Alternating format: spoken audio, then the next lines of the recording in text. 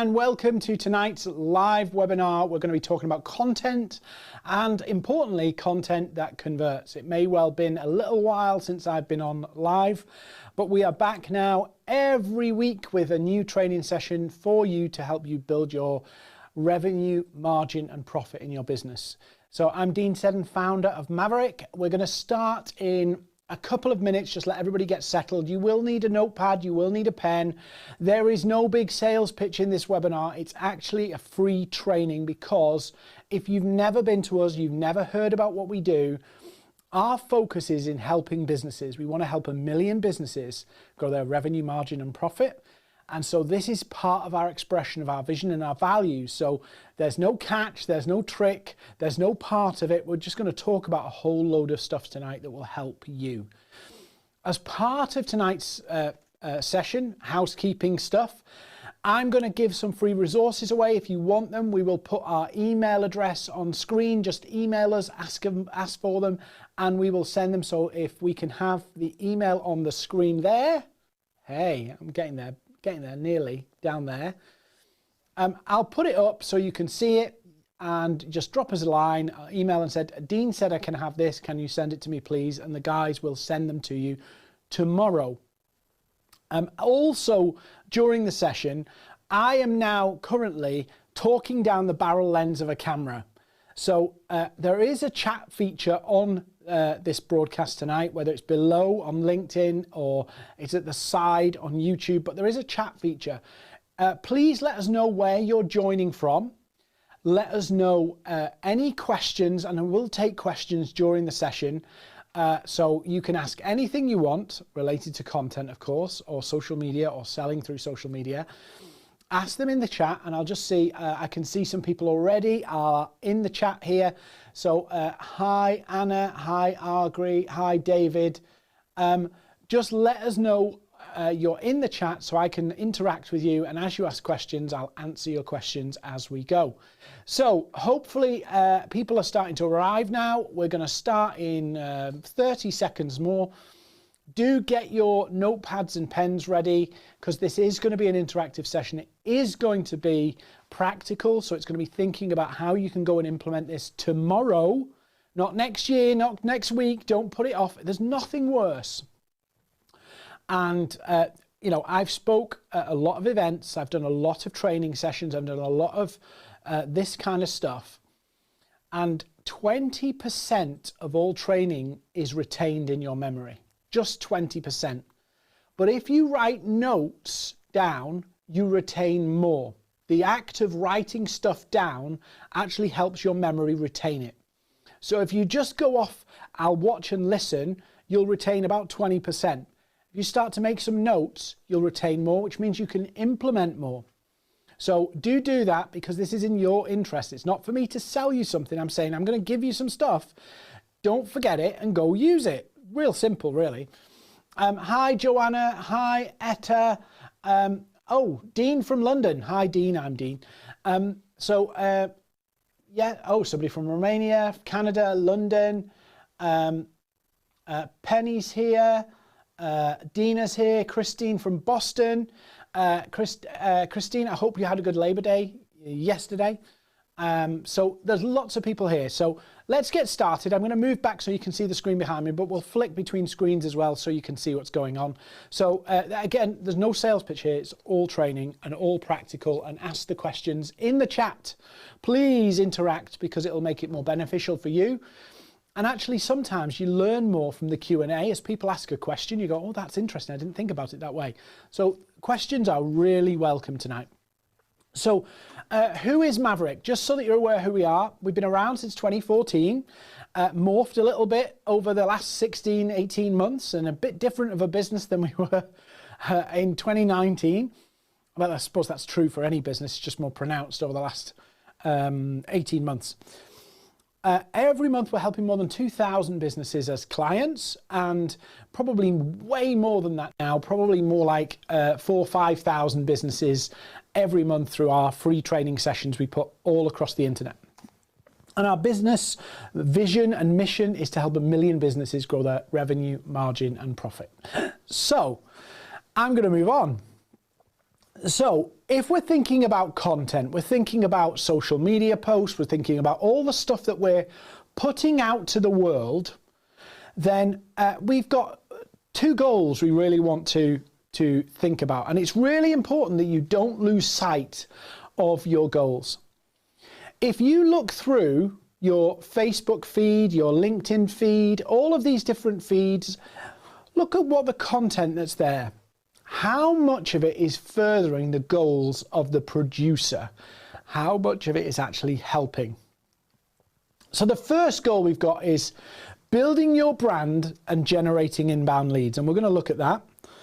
Building your brand and generating inbound leads. That's goal number one.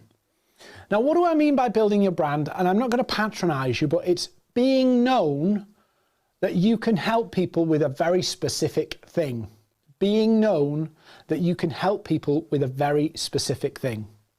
So you are the person or the company to go to if you need help with this.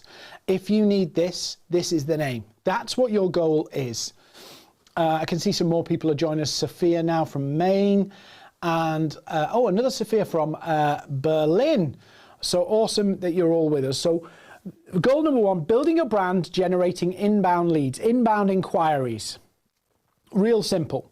The name and the brand is being known for solving a particular problem for a particular group of people or a group of an audience, and then generating the leads. That's number one. So this is the sales journey, and some of you have seen this before, some of you haven't, and maybe we can put it on the big screen so you can see it in detail. It's really important that you understand this in the context of you trying to sell through content. So you're trying to convince people that they need you. It's critical you understand this. And I'll explain why in a second, but if you don't understand this, what will happen is your content will constantly miss the mark. You'll write the right stuff, but get the wrong people.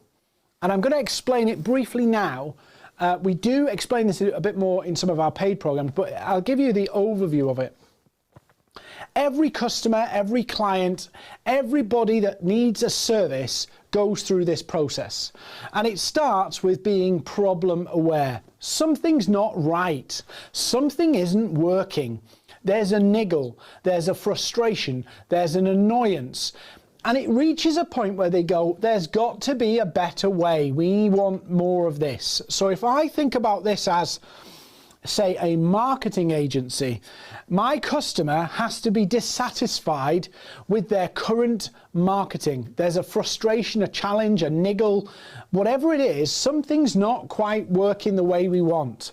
And I start to define, when I start to see a problem, I start to define what my benefit, what my real world example should start to look like. So I go, our marketing isn't generating the leads. Simple one. Then I go, we want more web inquiries. We want more people making inbound phone calls. We want more quote requests. We want to be in more tenders. This is what we want. This is what we've got. And we're not happy with what we've got. We want something different. We want to become outcome aware. And it may well be that we see some of our competitors achieving things that we want to achieve, but effectively we become dissatisfied with the current reality and want a new reality. This happens in all businesses, all services, everybody, everywhere. Hi Jasmine from LA as well. Hi Joseph, and hi Linda from Denver. So then we come to the point where we don't decide to buy something. We actually decide we need to look, we need to find things. We need to, why is this happening? We start Googling, we start reading things, we start researching, we start watching YouTube videos. All of these things start to happen.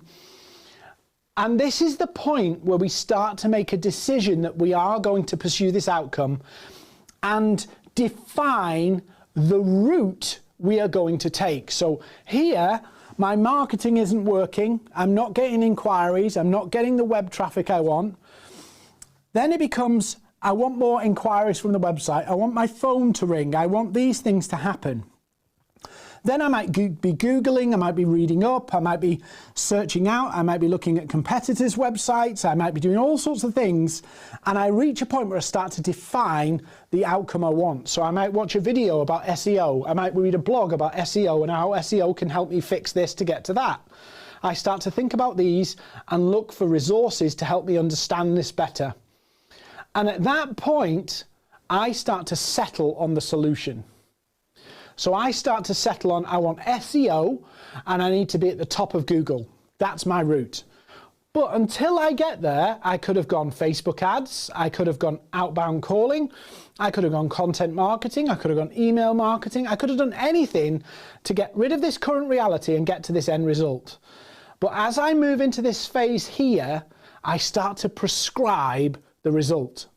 I start to prescribe the method, how I want to get the result. I learn and I absorb information and come to a decision about how I'm going to change it. So I've got my crappy marketing, I want better marketing.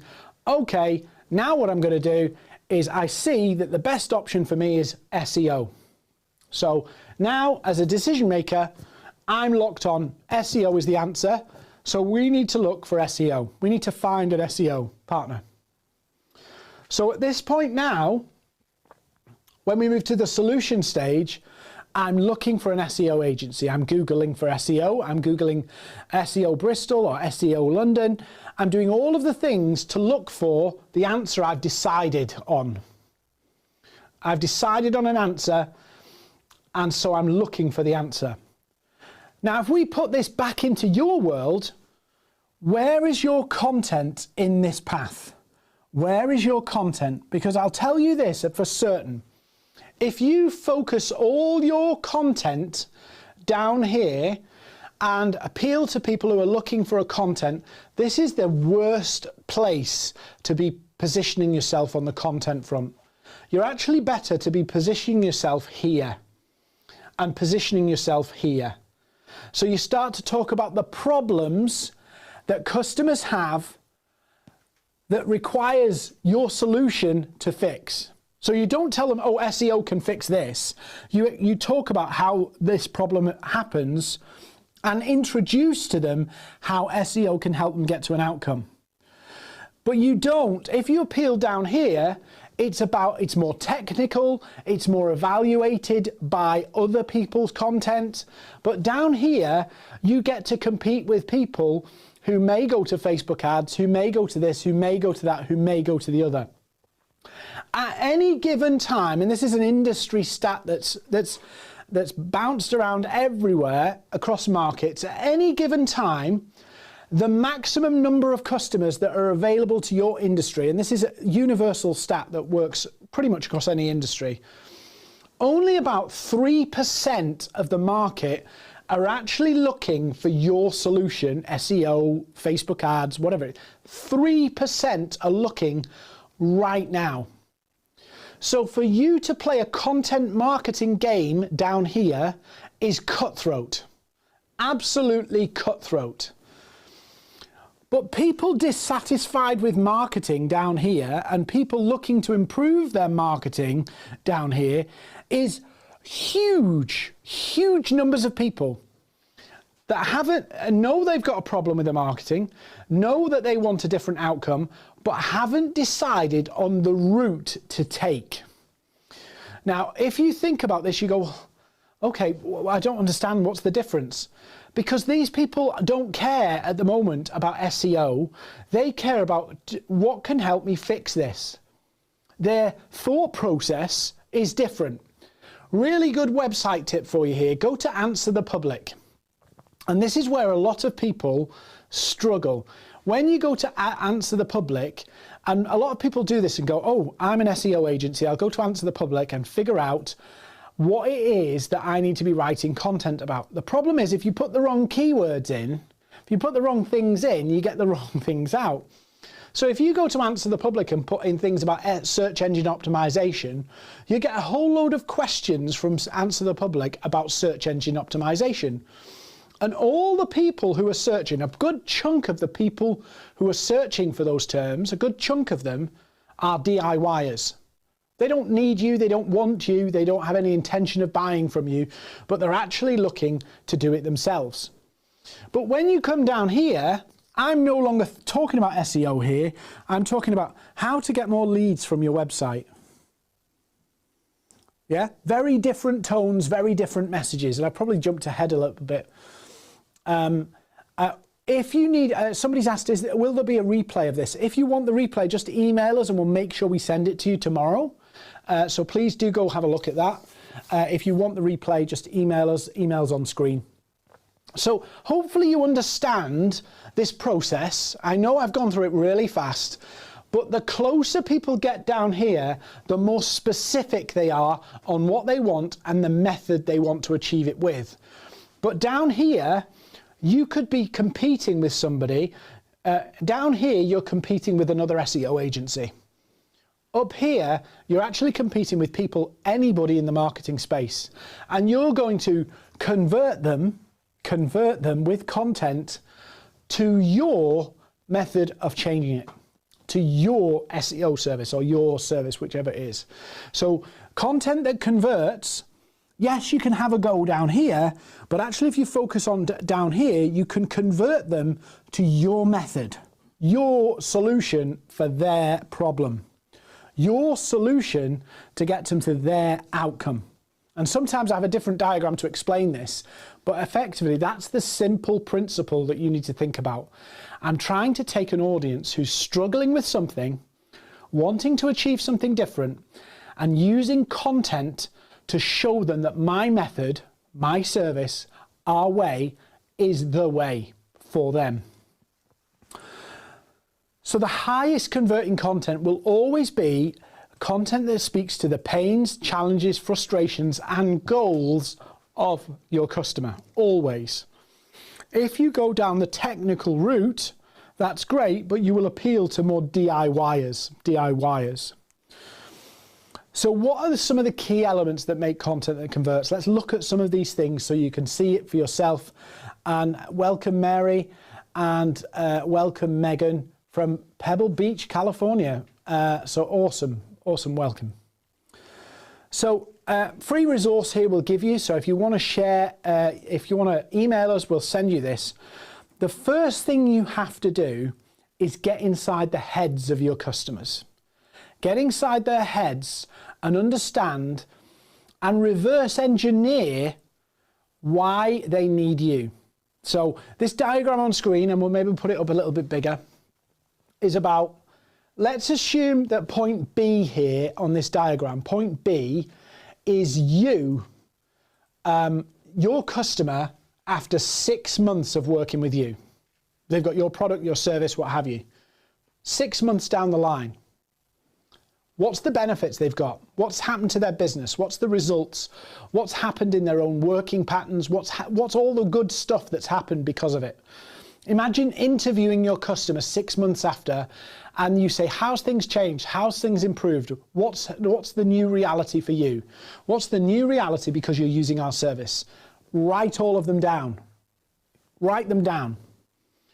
Then what you want you to do is reverse engineer. So if that's where they are 6 months from signing up and becoming your customer, so 6 months down the line, these are the benefits and the wins that they've gained. Now let's reverse engineer and go to today. Where are they today? What are they living with, putting up with, frustrated with? What's keeping them up at night? What's getting them annoyed? What's causing them hassle? And note them down. This is your problem. And this is your outcome. So we start here. If somebody becomes your customer, 6 months after being your customer, what's the benefits in their world? Reverse engineer to today. What's their challenges they're living with right now without you, without your product, without your service? What's the challenges? Now we've produced this document here. We call it the One Client Profile, which helps you extract some of that information. So if you start to write down the benefits to your customer 6 months from now, when they've been a customer for 6 months, extract back all of the information of their current reality. And this is a free worksheet you can have. I'm going to try and do this. Emails there. if you want a copy of this, just email us, we'll send it to you free of charge. But it forces you to think about things in a totally different way. It forces you to think, okay, if my customer is fed up with this now, what does that feel like? What's their frustrations? What's the challenges they've had? So if you want the worksheet, it's free, just download it, or just email us and we'll send you a link to download it. But it will force you to think in the customer's world. It'll force you to start to talk about and write down things in a way that you may not have done before. And the benefit of doing this process, it's difficult, by the way, because you have to rack your brains, you have to think about it, you have to research it a little bit. But once you've done that, you literally have a map of all of the things that you should be mentioning in your content. And we'll come to a formula for content in a minute. But it will help you expand and go, okay, now I understand what I should be talking about. Now I've got different phrases, different wording that I can use to go to answer the public and ask, and it'll tell me all the questions that people are asking. And so I get a different perspective on the challenges of my customers and their common questions. And so you can think about this in a very different way once you start to work through this process. If you don't do this process, you will be hit and miss trying to promote because you've not done the research of what do people benefit from you. And to be honest with you, what a lot of people do is they speak in very generic terms when they start to talk about benefits and outcomes. Improved operational efficiency. That sounds great, but it sounds really waffly and vague. So how is improved operational efficiency? What's happened? What's the real tangible things that have changed? You know, are reports more accurate? Are things reports being generated more quickly? Is the cash flow of the business improved? Is their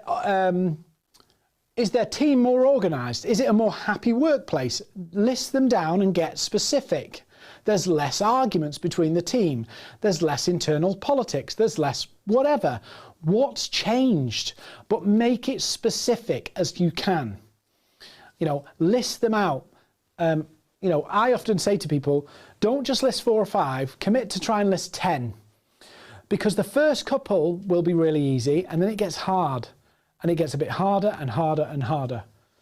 Dina, if you want the worksheet, just use the email address here and just email us and we'll send it to you tomorrow. The office is closed this evening, but they'll email it you tomorrow. Just drop us an email. So your product or service for your customers, for you, it's probably your product is probably something you're really proud of. It's the best thing since sliced bread and you love it and you think it's amazing. But to your customers, the product is a tool to get to an outcome. It's a tool, it's a vehicle. It's not the all singing, all dancing result. The product is only loved by customers because of this.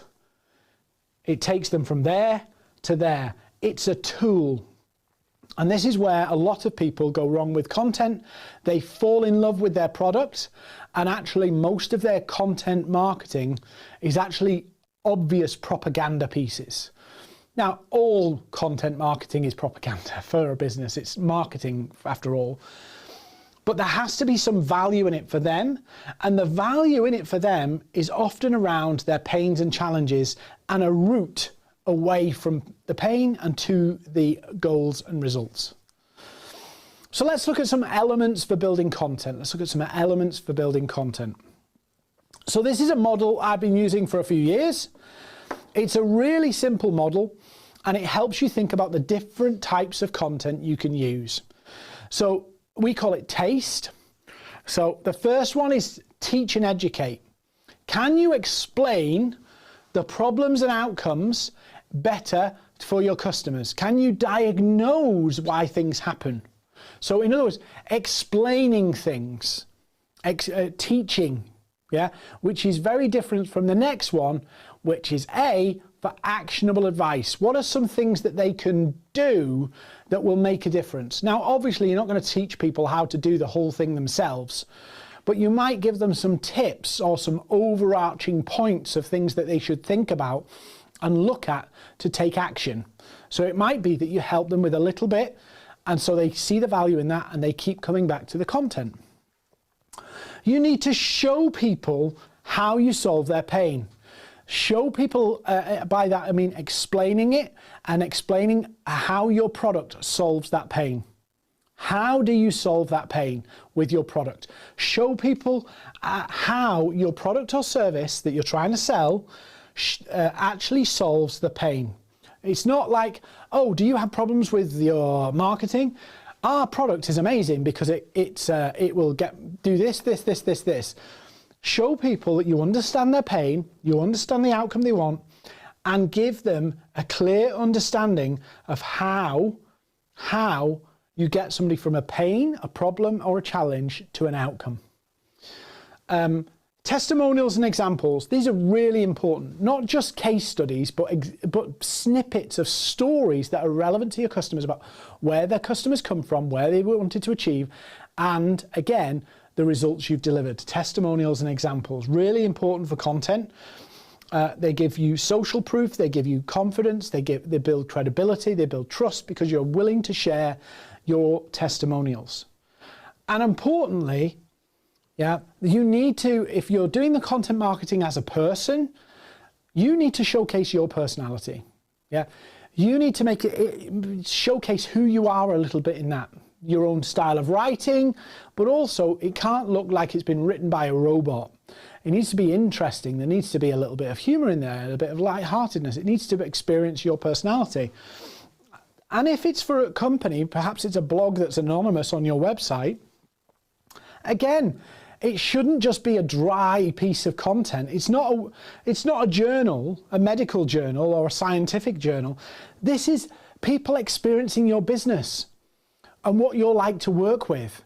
So it's important that that personality, that way of working, that you and your company's ethos and culture comes through. So often what that means is you need to convey you're friendly. You need to convey you're trustworthy, but you need to convey you're friendly, because often what customers do in that first interaction when they ring up and make a call, or in that first interaction when they have an email with you, they make a judgment about how easy you are to work with just off the first email or just off the first phone call or whatever it is. You need to make that easy and relaxed and get your vibe across in the content. Another resource for you, headlines play a huge part in all sorts of things. Email subject lines, blog headers, all of that stuff makes a difference. So we've gone around the internet and collated a number of different headlines that we've seen. We collated about 60 of them that we thought were really solid headlines. And we've put them into a form of template here in Excel that shows you some of the good ways to use curiosity to get people to pay attention. So less analytical and more emotive or interesting or curiosity-driven headlines. So again, if you want the sheet, you can have it. It's free. Emails on screen, and it's just different headlines that will get attention and get curiosity. But it gives you a model that you can use to actually create content and titles for emails, for blogs, for posts, for swipe files, for little guides that you want to put out, lead magnets, that really give you an example of the testimonial headline, how this company got results in this. Real simple, real simple. Now, the final thing I want to look at is just some social post stuff. And some of you who've been to our paid training will have gone through this in more detail. But I want to give you some examples. And just whilst I'm here, I'd love, whoever's watching tonight, if you'd love to join me, come find me on LinkedIn. Let's connect.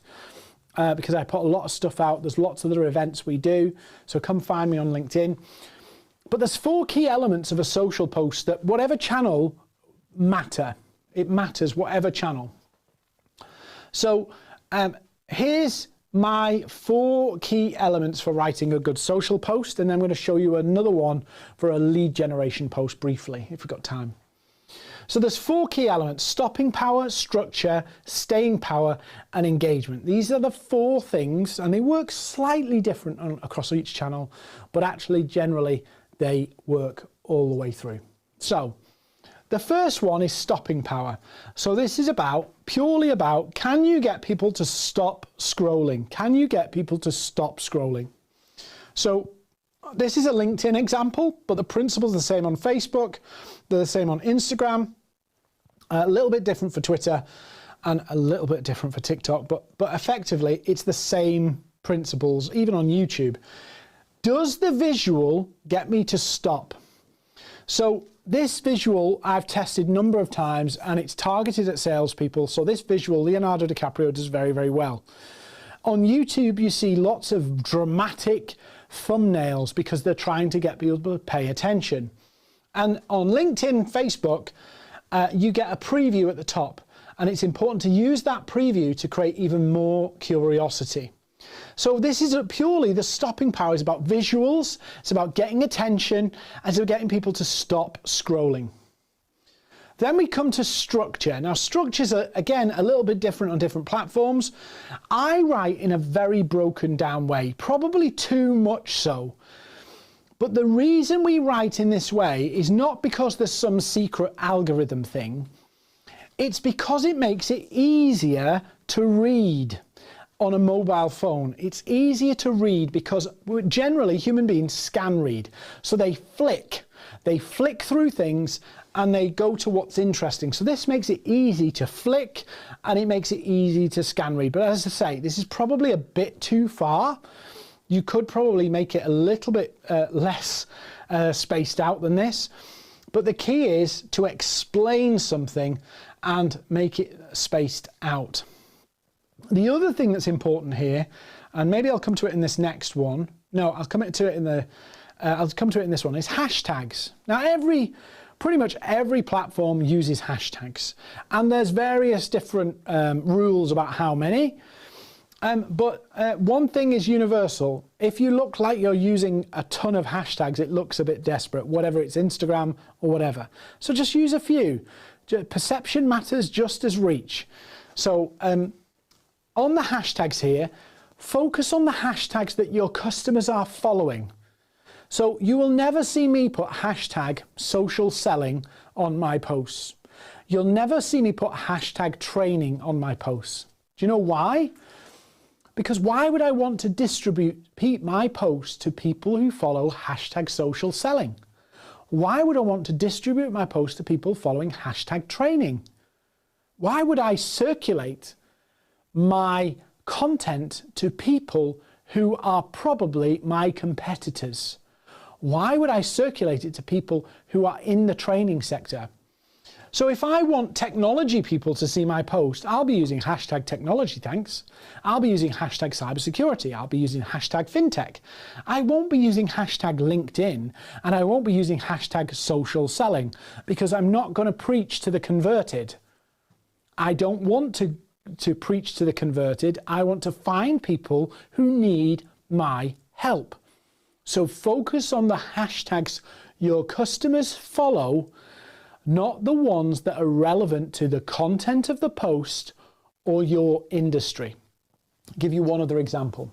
I see on LinkedIn a ton of copywriters at the end of their posts going hashtag copywriting. Why would you do that? If you're on LinkedIn as a copywriter touting for business, saying, putting your posts out, trying to get people hooked on you so that they need your copywriting service, why would you promote your post to people who follow the copywriting hashtag? It's like saying, hey guys, we're all competitors, let's look at my posts. I say it's just madness. It's madness. We want customers to see it, not competitors. So focus on the hashtags your customers follow, not the ones that relate to the content or the ones that relate to your industry. Staying power. This is, again, a bit different on each platform, but the principles stand. How long are people staying on your post? When they click through and read the blog, when they click the links, when they expand the preview, how long are they staying? The key is to create a longer stay. So a longer post generally keeps people longer. A more interesting visual keeps people longer. The key, one of the key metrics that platforms like social media platforms love is dwell time. So focus on, with each post, not just getting your message out there as quickly as you can, on getting it out there and keeping people for as long as you can. So not getting it out as quick as you can, getting people to stay with it for as long as you can. So longer views means it's going to be seen by more people. Finally, engagement. So engagement, are you asking questions in your content to encourage replies? Are you creating content that has is emotive? Look through your own content. How much of your content is broadcasting versus engaging people in a conversation? If you ask 2 or more questions together, you're more likely to get a comment. Why do comments matter? Well, the more, again, all different on different platforms, but the more comments or interactions you get, likes, comments, dwell time on a post, the more it will be seen by more and more people. Andy Pollard's just asked, how do you know which hashtags your customers follow? So Andy, the simplest rule is to go onto the hashtags and look through them. It's a bit of work. Look through them, but generally, rule of thumb, look for what's their role, and they usually follow the things that are most interesting to them. So if they're a finance director, they're probably following finance. So the broader hashtags in particular topics are usually the safe bets. The more niche you go, the less people, but it might be more focused. But the simple answer is research. Simple answer is research. So, again, a bit different on each platform, but if people engage with you and comment and like and spend time on your content on social platforms today, the algorithm of that platform, whichever platform it may be, is going to preference them seeing you again in the future. I'm sure you've all experienced this on Facebook. Family, friends who you've not interacted with for a while, you don't see anything from them, and then you bump into them at a wedding, say, and you say, oh, I've not heard anything from you, what have you been up to? And then all this news comes out and they say, did you not see it on Facebook? Because you didn't spend time with them or engage with them, Facebook's decided you don't need to see each other. So that's how the algorithm simplistically works. So if you can get people to engage, they're more likely to see you. So it's really important that you do some of these things here. Does your content start a conversation? Are you asking more than one question? Does the post ring true or touch the emotions? Are you asking people to share their view? Are you asking for people's opinions? What do you think? And who engages today will probably see you tomorrow. What I'd encourage you to do is go back through your own social posts, and this is a really good exercise, but it makes you very critical of yourself. But my view is if you do this, you become better at the content. Go back through your own content that you've posted on social media. Go and imagine that you're a customer and try and think of what you would comment on your own posts. Go and think about what would the customer post? Is there a reason for the customer to post? And the reason I tell you to do that, because once you've figured out that a complete stranger, how would a complete stranger comment on this? You realize it's quite hard. You start to become a better content producer because you realize how difficult you've made it for people to engage with the post. So do that and do that exercise, and it will help you no end. Media, just be careful with stock. Use media that supports your point. If you can use an abstract image, but it adds to the point, that's good. Corporate stuff looks and sometimes feels boring, particularly if you use the same corporate colors all the time on social media. Social media is social. You can't just use it as a brand and corporate propaganda machine. So if you're just churning everything, it's all consistent and beautiful and pretty, people will switch off because it looks all the same, it's boring, there's no interest there. So think of your content as real estate. This is really good. The value of it rises the more footfall it gets. And the key to getting more footfall is to actually get them to stop by. The people to stop by, and when they stop by, more people stop by. It's just a snowball effect.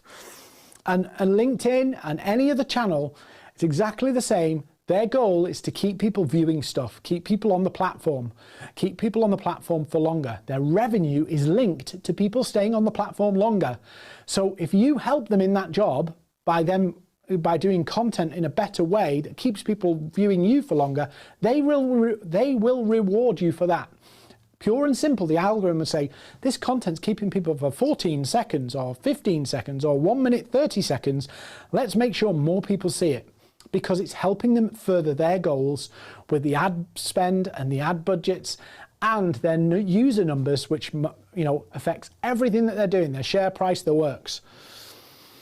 So, and just avoid corporate propaganda.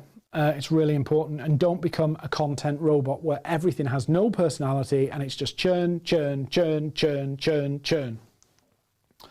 Okay, organising your content and a methodology. We've got a little bit of time left. So hopefully I can get through all of this in time. If not, feel free to email us with some questions or find me on LinkedIn and message me and I'll answer your questions. So this is a really simple process. I've got a little bit of time to run through it, but I'll do it as quick as I can so we don't miss anything. 5 Ps or 6 Ps is a formula. So think about it like there's 5 paragraphs or 5 sections of your blog or your content. There's the pain section. Human beings respond better to pain than pleasure, by the way. So pain first. Write about the pain. Ask them questions about the pain. When you ask questions, people internalize. So the more questions you ask, and I don't mean literally 1 to 50 questions, but I mean if you ask a few questions at the front end, people internalize and they stay longer. So pain. Picture, where do they want to be? Talk about that. What's the goals they want to achieve? Why are things frustrating? Why have they made plans and they've not worked? But they really want to achieve this. This is what they want to get to. This is the objectives. Then we go, okay, so maybe there's some points you want to add in here. If you're going to add some actionable bits, so you add some points, and it might be 3 key points that give a high level understanding of how they can go from there to there. Then we give a proof. And the proof is an example to other people of how you've helped people get from pain to picture. So this is the points. This is the example where you share a story of a person who's gone through this challenge, gone through this frustration, gone through this picture, and then got to the other side. Then when we come into the closing bit, we can start to say, this is how we can help you. This is the promise. This is the big thing that we can do. We can help this company get from here to here. This is what we can do. And then finally, what's the call to action? Real simple. And I've got a few examples of this on my LinkedIn, and I've put some pictures up there of some of the articles I've written. But the key is, you have to get this promise in, this proof in, points, picture and pain. And then the pitch is just literally, if you want that result, or you're struggling to get to that result, do this. What's that action? Is it book a call? Is it drop us an email? Is it fill in the form? Is it download something? What is that action? What often happens is companies write blogs. They have a brilliant idea for a blog. Somebody writes the blog and then they go, right, the blog's written, let's dump a call to action on the end. That's not how you write converting content. You work back from where are they, work all the way through, and the pitch is the tiniest bit of it, because you're just telling people, if you want it, take action. Now, not every piece of content is going to be this way, but this is how you do a high converting piece of content. Very simple, the 5 Ps or the 6 Ps, depending on if you include any points, or it's more sales lettery if you drop the points. Simple framework here that I'm going to share, and then we'll do some Q&A if there is anybody. And again, you can have this, it's just a simple spreadsheet, but it helps you think more clearly. Who is this piece of content for? What problem do they have? What's in it for them? In other words, why the hell should they read this, watch this, or whatever? What's in it for you? Why are you doing it? Be really clear on why you're doing it, by the way, because often what we do is you say, oh, we just need to get our message out there. But then when you get your message out there, you go, oh, I wanted leads, really. So be very clear about what's the goal for this content. So is it to share about how we do it and offer a lead magnet? Is it to demonstrate we can help them and write persuasive copy? Or is it convince them we can show them how to make sales with LinkedIn? What's the thing that we're trying to convince people to do? And then what do we want them to do as a result? Download a guide, make an inquiry, or buy a course. What is it that we're trying to get people to do? So it's a real simple structure, but often what we do is we think about the real killer title first and then figure out what the hell are we going to put in it. Work the other way around. It's for a business owner. The business owner can't generate leads. We're going to give them 5 simple steps to generate leads. We're going to share about how we do it and offer them a lead magnet. And the goal is that they download it. Now we can write a killer title. So it's 5 simple steps and a great download to generate more leads. Real simple when you put it together that way. But when you start here, you're like, what are we going to call it? How do we do this again? And you get lost. But when you work backwards like this, the title is last, and you come up with a much more meaningful and more powerful piece of content that you can use to build your brand and generate leads. This is a post that I put out, and actually this post now, I'd love to say it made me £100,000. It's actually made me more like £300,000 now.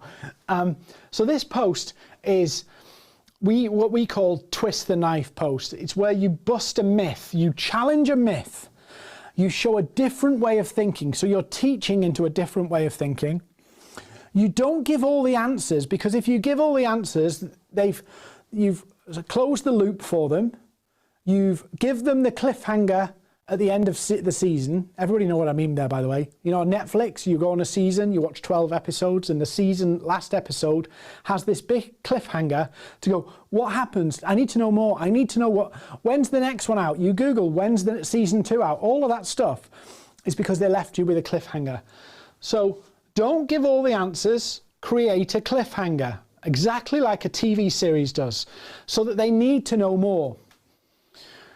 Give people a taste so they want to know more. This is Curiosity 101, by the way. Curiosity is your biggest weapon. If you give people tons of information, they will consider it and evaluate it on what you give them. So it's a bit like Goldilocks. If you give them too much, they go away. If you give them too little, they go away. There's a sweet spot that you will have to find, and the only way to find is by practice and implementation and consistency. You will find the sweet spot where you don't do too little and it's too light, like a light bite, but you don't give them an all-you-can-eat buffet either. And that sweet spot in the middle is that you give them enough to whet their appetite so they want more. And that, on this post, it was about GDPR and the changes to GDPR and the myth that was out there. And I wrote the post about it and shared some slides I'd done speaking at an email marketing and GDPR conference, and said to them, most of what people have done about GDPR is wrong, about email marketing. It's wrong. I explained it, showed them a different way of thinking about it, but created enough curiosity to say there is a way to do email marketing B2B and still be GDPR compliant. But take a look. And at the end, I had a call to action. That post has served me well for a long time now. So real simple process, but that's the way you generate interest and use content to get people to inbound you.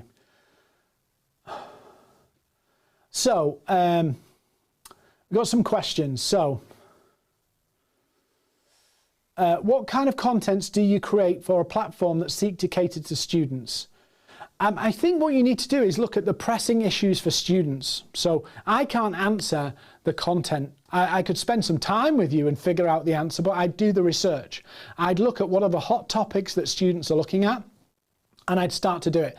I would imagine a lot of people are looking at what's the student life like and trying to define that, particularly now post, you know, the last 18 months. But you need to do the research. And again, brilliant website for this is Answer the Public, but you need to go in from the student's perspective to find out what they're asking, not what you're asking about the students, because that's different.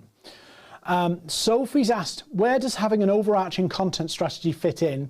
How important is a content strategy for all content generated? I don't think you can have I don't think you can have a one size fits all to a content strategy. You can have an overarching principle of we need to cater to people at various different stages of the buying journey.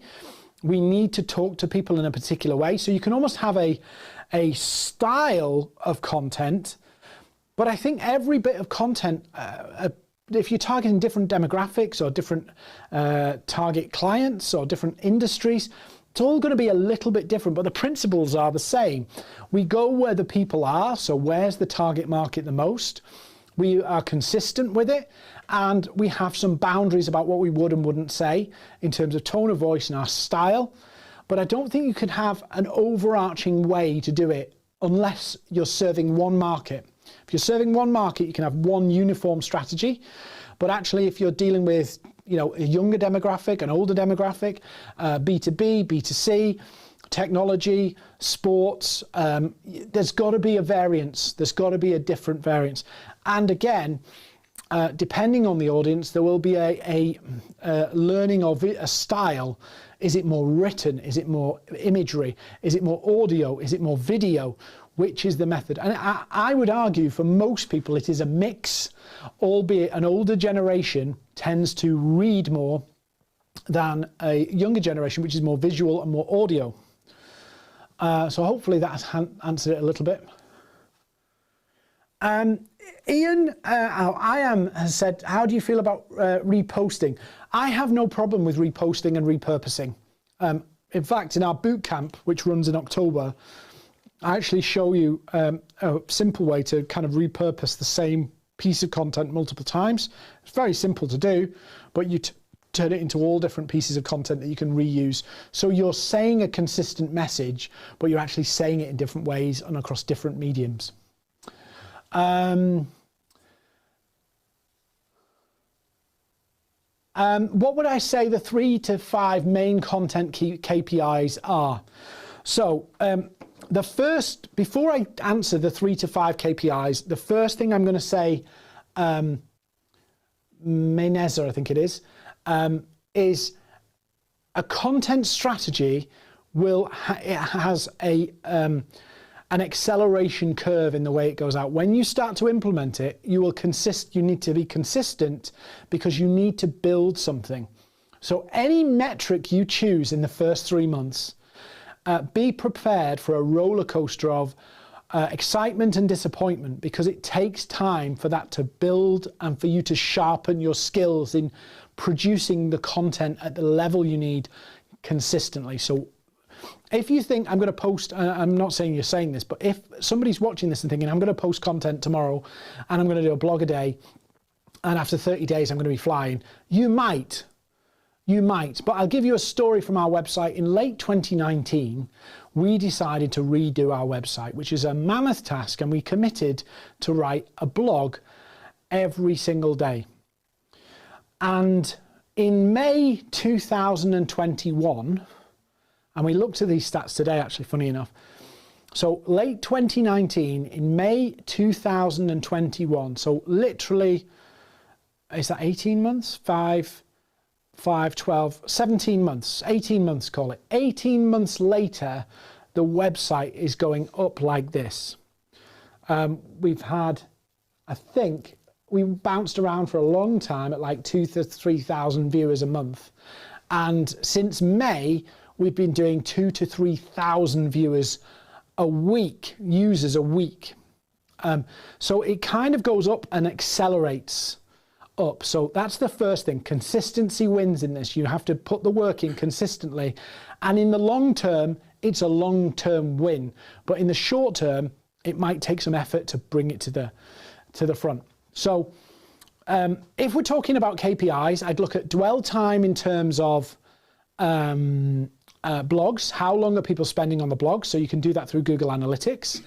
On social posts, I'd look at the engagements that you're getting, the likes and the comments, shares, and who they're from. So are they from the right people? I'd look at views, but views don't tell you a lot. LinkedIn kind of gives you better view stats than anything else. Are the right companies and industries looking? And then I would look at the number of inbound inquiries. Typically, when I write a lead generation piece of content, I've been doing it a while, so if I write a piece of content, the first time I put it out, I'll probably get 2 to 3 inquiries, so not many. But then I look at, and as I have conversations with the people who've engaged and made an inquiry, I'll learn what was it that flipped their switch in that content so I can redo it again to improve it. This is an incremental improvements game. So I'm always looking for, if that content worked, why did it work? What was the bit that made it work? And how can I make that better? So you refine your message, you refine your content as you go, and you learn new bits of content that you can fit in.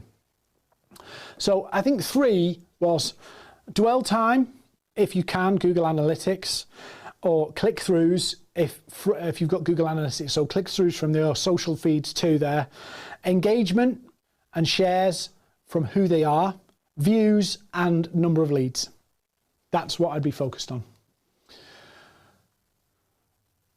Sophia, yes, I would post your blog, but I would repost your blog posts on LinkedIn, but I would also narrate them at the front end. So I wouldn't just share them onto LinkedIn and just hope for the best. I'd actually tell people why they should pay attention, why it matters to read it. And I'd mix it up. I'd put some of the blogs, one simple thing, turn the blog into a PDF, like a white paper almost.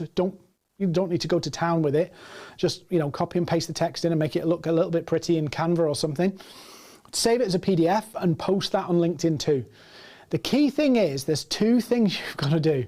Get your message out and get the leads in. And often what we do is we focus on leads in, but we don't get the message out. And it's like picking from the same apple tree over and over and over again. If you don't grow the apple tree, if you don't grow some more fruit, you're going to exhaust the apple tree. So it's important that you also use your content to grow the reach. And that's where PDFs on LinkedIn come in well. That's where carousels on Instagram could do well. So that's where you could repurpose it onto TikTok and do a video about it. So that one of the goals is just more people knowing you exist and what you do for people. And then the second bit is bringing those people into the fold, converting them into believers in your method or your process or your service or your product, and that they want to buy it. 2 things. If you don't do both, you exhaust the apple tree. You need to keep replenishing your fruit, growing new fruit that you can pick. And where you make the mistakes with content, lead generation, whatever it is you try to exhaust a supply that you're not replenishing. I need a breather after saying all that. Sophia, PDFs are the highest traffic piece of content on LinkedIn you can do. Yes, polls are pretty high there with it, but PDFs gives you the ability to get more eyeballs on a piece of content than any other type of content you can put on LinkedIn. So PDFs are king on LinkedIn. So that's why I'm saying put it into a PDF, because it gets more eyeballs, more attention, and more dwell time. So naturally, if you give more dwell time on a social platform, if you get more dwell time on your content, that platform will circulate it more widely. So that's why I said PDF. A book on content marketing that's helped me. Well, I've basically wrote a book about content marketing that's on the website. That's kind of my journey. So if you want to have a look at that. But a lot of the old stuff from the 70s and 80s really hasn't, is more relevant now than some of the new stuff. Because a lot of the new stuff is wrapped up in a methodology, but the old stuff, the stuff that people put out in newspaper adverts and magazine adverts and advertorial. I know it sounds really cheesy, but the principles are much easier to grab hold of. So there's a brilliant book. It's really old. It's called Sales Letters That Sizzle. And it's, you can only buy it off Amazon kind of secondhand. But it's a brilliant book at looking at why pieces of content, sales letters, marketing content, actually works. Yes, it's old because a lot of it's from the 70s and 80s, but it's very solid in helping you understand the principles of why something works. I think a lot of the stuff that's being produced now about content is just a modernization of what's been going on a long time, because Yes, the channels have saved. I'm an 80s child, by the way, so I'm not some kind of, I might look like 60, but I'm not, I promise you. A lot of what the content's being churned out now is they're teaching you a methodology and using books as content marketing. So you can never know whether the book is decent or it's just a 10 quid sales pitch. But sales letters that sizzle. Ogilvy on advertising is pretty good too. Ogilvy on advertising. And that's good on looking at visuals and how it all works and pulling it all together as well. They're really the books that I would think of. I look to the older books because technology's changed, platforms have changed, channels have changed, but human beings haven't. And we're all in the business of convincing a human being to trust us, to take a chance on our product. And that hasn't changed. So I like the old books, sales letters that sizzle, and Ogilvy on advertising. There's probably a few more I can think of. Maybe tomorrow on my LinkedIn post, I'll do a book picture and share some of the books that I think are useful. I'll do that tomorrow. Mental note. Any more questions? Any more questions?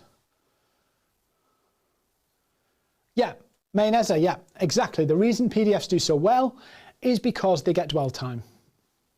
Any more questions before? It's really warm in here. So next week we've got Selling on LinkedIn as a free training session. So go to Eventbrite or go to our LinkedIn company page and sign up for that. It's free.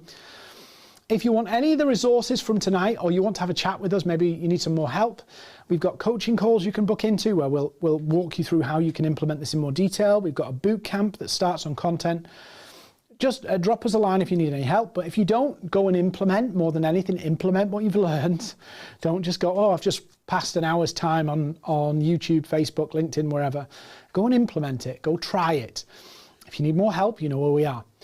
And finally, the final favor I want to ask, this is the only catch. So this is where you all check out, but it's not a big deal. If wherever you're watching, please like, comment, thumbs up, follow, subscribe. It just helps us get the algorithm to get people to see us. Exactly what I'm teaching you, it will help us. So if you've got some value from this, follow us, subscribe to us, connect with me, whatever it is, wherever you are, please just do that. Massive help to us.